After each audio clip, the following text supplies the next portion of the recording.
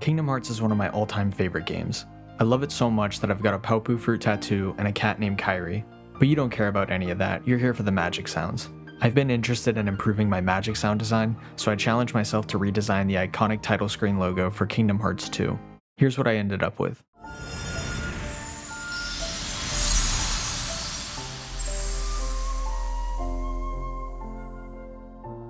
It's not perfect and could probably be more impactful when I have some bigger tonal elements, but it's in the ballpark and works well with the original music. Here's how I created these sounds. Step 1 is white noise. This is the foundation for a lot of the classic JRPG magic sounds. The reason being is that unlike pink or brown noise, white noise contains all audible frequencies at an equal amplitude, so we can chip away at it in a subtractive manner until we arrive at the sound we have in mind.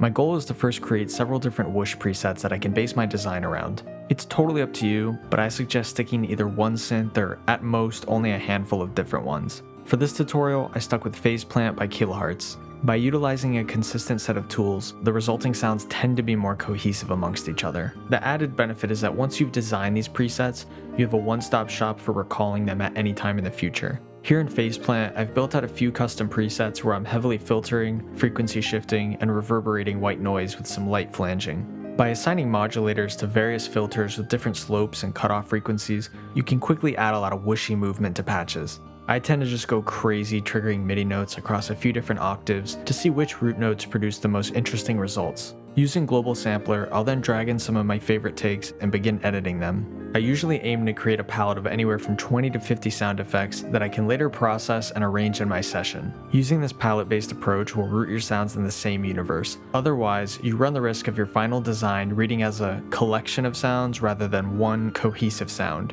Here's how some of the white noise source turned out.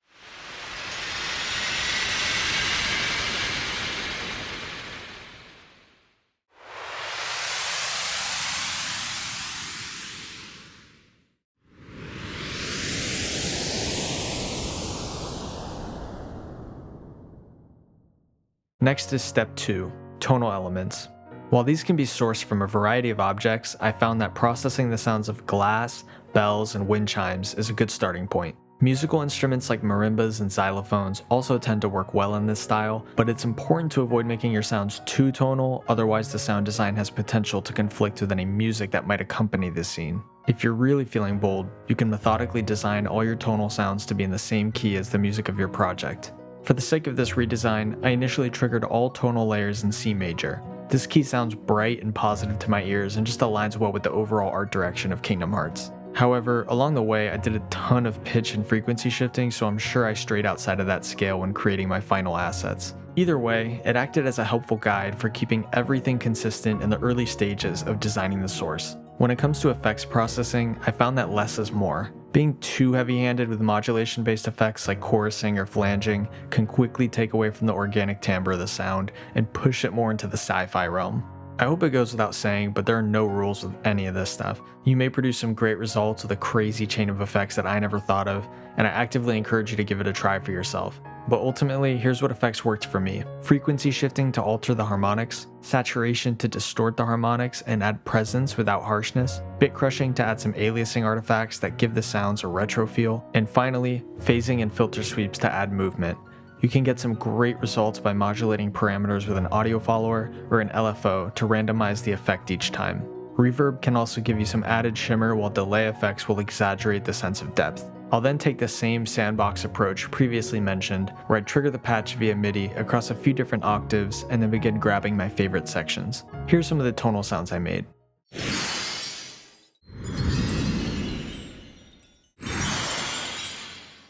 They're not too special on their own, but we're going to layer them with our white noise whooshes in step 3, layering and arrangement. Once I've got my palette together, the heavy lifting is pretty much finished. At this point, I'll begin layering different whooshes and tonal elements to see if I can create some more complex textures.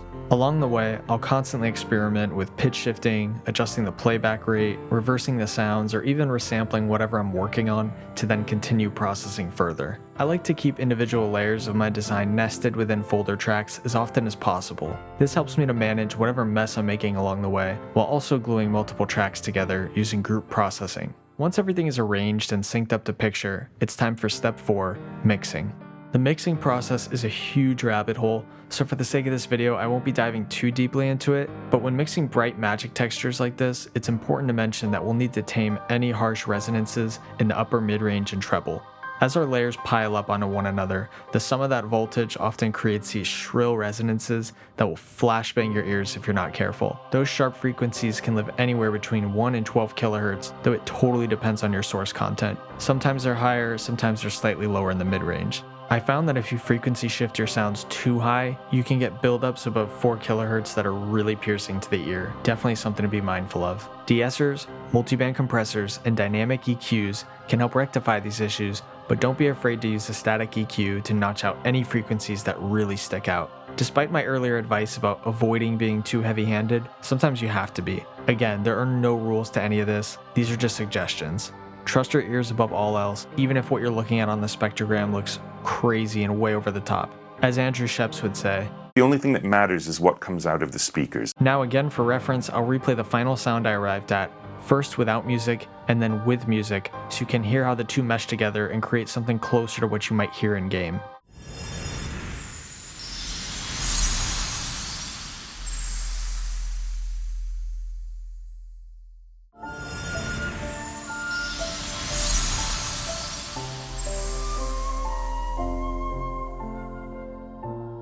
Yes, I know with music that good, it could carry pretty much any sound effects behind it, but I hope you found this helpful and learned something along the way. Thanks for watching.